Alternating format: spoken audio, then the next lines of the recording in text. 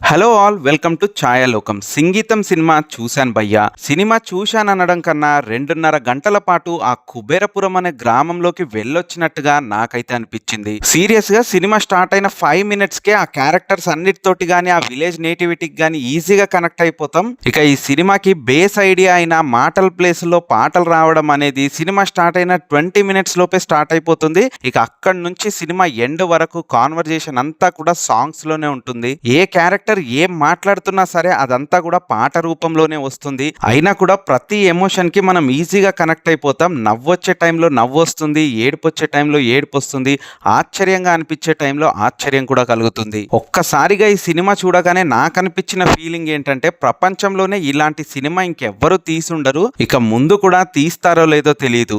100 కోట్ల బడ్జెట్ పెట్టాల్సిన అవసరం లేదు. కరెక్ట్ గా రైటింగ్ మీద శ్రద్ధ పెడితే చాలు ఆడియన్స్ ని సీటు ఎడ్జ్ వరకు కూర్చోబెట్టచ్చని సంగీతం గారు 94 ఇయర్స్ ఏజ్ లో కూడా ప్రూవ్ చేశారు. ఇక ఈ ఐడియాకి యాజ్ ఎ మ్యూజిషియన్ గా దేవిశ్రీ ప్రసాద్ కాంట్రిబ్యూషన్ అయితే ఫుల్ ఫ్లెడ్జ్డ్ గా ఉంది భయ్యా. లిటరల్లీ చెప్పాలంటే డిఎస్పీకి హ్యాట్స్ ఆఫ్ చెప్పాలి. ఈ సినిమాని ఆడియన్స్ ఇంతగా ఎంజాయ్ చేయడంలో సంగీతం గారి పాత్ర ఎంతో, డిఎస్పీ పాత్ర కూడా అంతే అనిపించింది నాకు సినిమా చూసినప్పుడు. నేనైతే హానెస్ట్ గా చెప్పాలంటే చాలా రోజుల తర్వాత నిజంగా సినిమా థియేటర్ లో ఇంత బాగా ఎంజాయ్ చేసిన సినిమా సంగీతం అనే చెప్తాను. ఇక మీరు గనక ఈ సినిమాకి వెళ్ళాలా అన్న థాట్ లో ఉంటే అస్సలు ఆలోచించకండి, వెంటనే టికెట్స్ బుక్ చేసుకొని సినిమాకి అయితే వెళ్ళిపోండి. ఇక సినిమా గురించి కొంచెం డీటెయిల్డ్ గా మాట్లాడుకోబోయే ముందు మీరు గనక మన ఛానల్ ని సబ్స్క్రైబ్ చేసుకోకపోయినట్టయితే వెంటనే సబ్స్క్రైబ్ చేసుకొని వీడియోని అయితే కంటిన్యూ చేయండి. ఇక సినిమా డీటెయిల్ రివ్యూలోకి వస్తే ముందుగా సినిమా కథ విషయానికి వస్తే కుబేరపురం అనే ఒక గ్రామం ఉంటుంది. ఆ గ్రామంలోని ప్రజలందరినీ కూడా వాళ్ళ కంట్రోల్లో పెట్టుకొని గోల్డ్ మైనింగ్ అయితే చేస్తూ ఉంటారు రేణు ఇంకా ఆమె తండ్రి. ఇక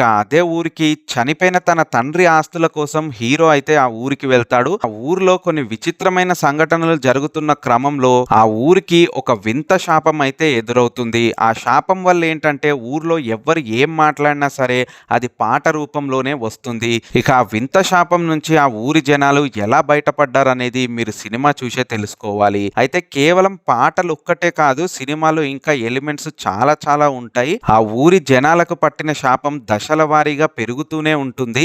ఆ ఎలిమెంట్స్ అన్ని కూడా సూపర్ ఇంట్రెస్టింగ్ గా అనిపించాయి.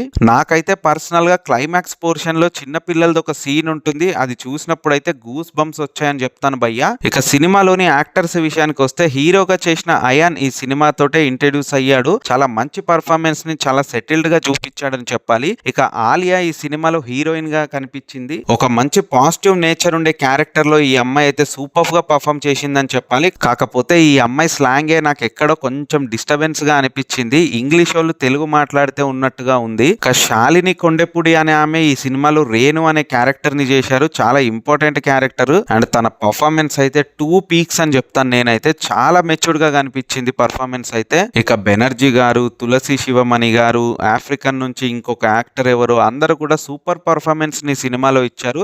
ఎస్పెషల్ గా మన వంశీధర్ ఈ సినిమాలో కామెడీ అయితే అదరగొట్టేశాడని చెప్పాలి. ఇంకా సినిమాలోని టెక్నికాలిటీ విషయానికి వస్తే అనుకర్ సి ఈ సినిమాకి సినిమాటోగ్రాఫర్ గా వర్క్ చేశారు. వెరీ డీసెంట్ సినిమాటోగ్రఫీ అన్న ఫీలింగ్ అయితే నాకు కలిగింది. సినిమా ఎడిటింగ్ కూడా మంచి ఫ్లో మీదే ఉంటుంది, ఎక్కడ కూడా డిస్టర్బెన్స్ అనిపించదు. వేస్ట్ సీన్స్ గానీ వేస్ట్ ఫ్రేమింగ్స్ కానీ ఎక్కడ లేకుండా చాలా షార్ప్ గా కట్ చేసినట్టు అనిపిస్తుంది. ఇక సినిమాలో మేజర్ గా మాట్లాడుకోవాల్సింది మ్యూజిక్ గురించి. దేవిశ్రీ ప్రసాద్ అయితే ఈ సినిమాకి ఇచ్చిన సాంగ్స్ ఎక్సలెంట్ గా వర్కౌట్ అయ్యాయి అండ్ ప్రతి ఒక్కరూ మాట్లాడుతుంటే పాట రూపంలోనే అది కన్వే అవ్వడం అయితే చాలా టఫ్ జాబ్ అని చెప్పాలి. బట్ దాన్ని అయితే చాలా డీసెంట్ గా హ్యాండిల్ చేశాడు దేవి.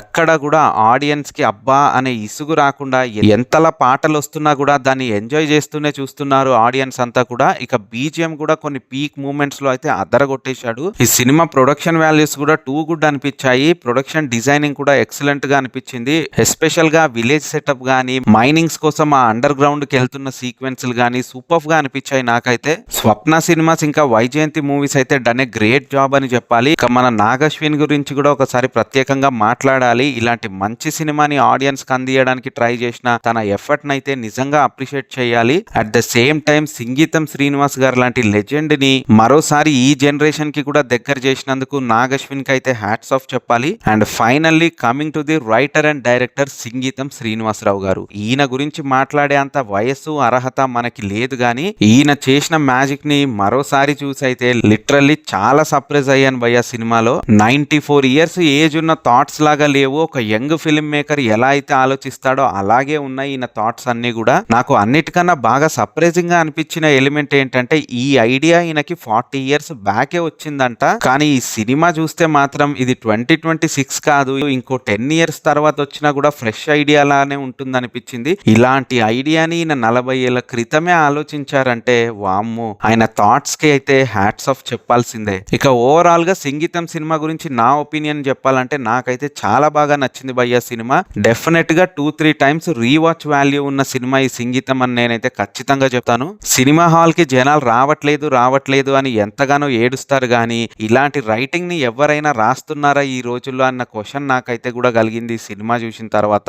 మంచి కథతో మంచి ఇంట్రెస్టింగ్ ఎలిమెంట్స్ తో ఆడియన్స్ ని మనం గనక ఎంగేజ్ చేయగలిగితే వాళ్ళు ఖచ్చితంగా థియేటర్ కి పరిగెడతారని మళ్ళీ సంగీతం సినిమా నిరూపిస్తుందని నాకు అనిపిస్తుంది. ఇక ఇది సంగీతం సినిమా పైన నా ఒపీనియన్. మీరు గనక ఈ సినిమా చూసుంటే మీకేమనిపించిందన్న విషయాన్ని కామెంట్ బాక్స్ లో అయితే కామెంట్ చేయండి. ఇలాంటి మరిన్ని ఇంట్రెస్టింగ్ వీడియోస్ కోసం మన ఛానల్ ని సబ్స్క్రైబ్ చేసుకోవడం మాత్రం మర్చిపోవద్దు. Signing off.